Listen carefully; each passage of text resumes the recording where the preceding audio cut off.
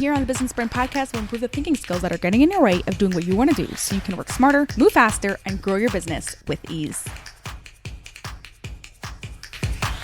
When Laura joined our 90-day program, Optimize Your ADHD Brain, she had recently opened up the second location of her restaurant. She felt really good about how she was leading her team and providing for her customers, but she struggled greatly with consistency. Every time she tried something new, it didn't last more than 2 weeks. 2 weeks was a long time. Whether it was going to the gym or posting on social media, doing the work consistently was a challenge. The best advice she'd been given until then was, you've got to be consistent to see results. Yeah, she knew that, but she really struggled with how to be consistent. By understanding what the real problem was, we were able to make being consistent something that happened naturally. If you're experiencing something similar, I'm here to tell you, you do not have to struggle forever. In this episode 502 of the Business Brain Podcast, I'm going to share with you the exact steps of what you can do to have your own transformation. But first, screenshot this episode and share it on Instagram story. Don't forget to tag me at LifePeaks University so I can thank you personally. While you are doing any task, you, without even realizing it, are using your 28 thinking skills. Well, the thinking skills you need to use are strong. Doing the task happens easily. If the thinking skills you need to use is weak, doing the task will be a challenge. The struggle that Laura had came from a weak thinking skill of understanding time.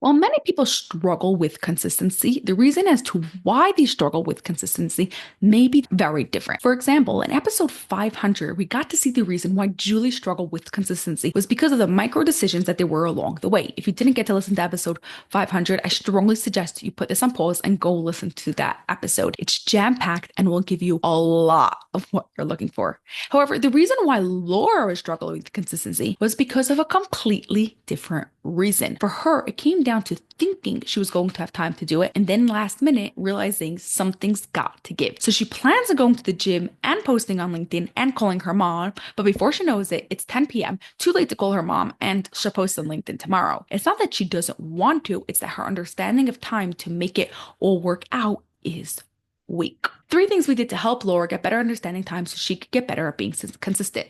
Number 1, timing tasks. Part of Laura's problem was she didn't know how long it actually took to get her to do her tasks. So she said she'll post on LinkedIn later, thinking it will take her just 5 minutes. But between writing the copy, finding a good picture, and adding a good CTA, it took more like 25 minutes. So I had Laura time all the tasks she did often, especially the ones she wanted to be consistent in. Now she knows it takes about 25 minutes to post LinkedIn, and she can use that information accordingly. Number 2, time blocking. It's so easy to get caught up in all the tasks that pop all the day. And if we're not being proactive, we end up putting out fires all day long and not focusing on what we want to focus on. So Laura started time blocking all her tasks, especially the ones she wanted to be consistent with. When was she going to the gym? And when was she going to post on LinkedIn? It gets all scheduled into her calendar. Part of implementing this was a no negotiation rule. Once she decided that she's going to do something, she was going to find a way to make it happen. No negotiation.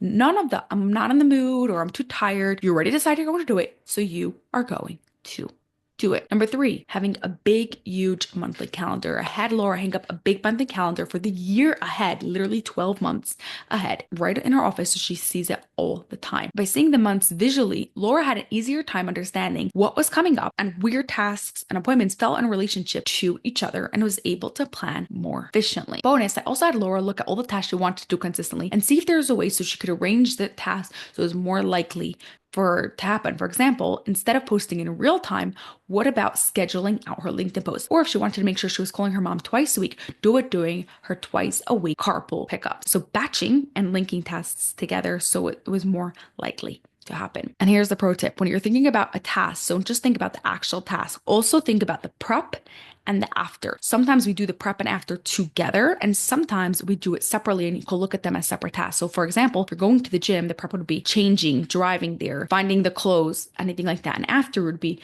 the cool down, getting home, eating a snack, anything that is related to the after the task. So some of it could happen before. What about if you prep your clothes the night before? Some of it, like driving to the gym, is going to happen at the same time that you go to the gym, and include that time when you are thinking about the actual task.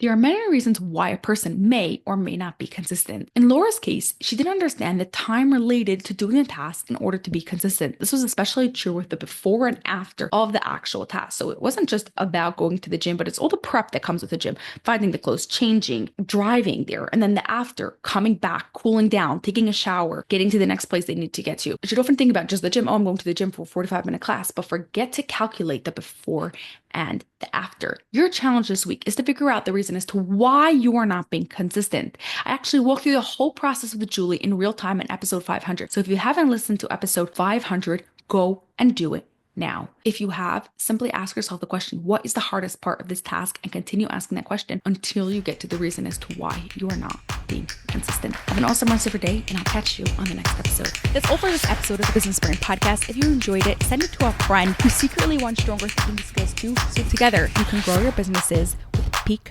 brain performance.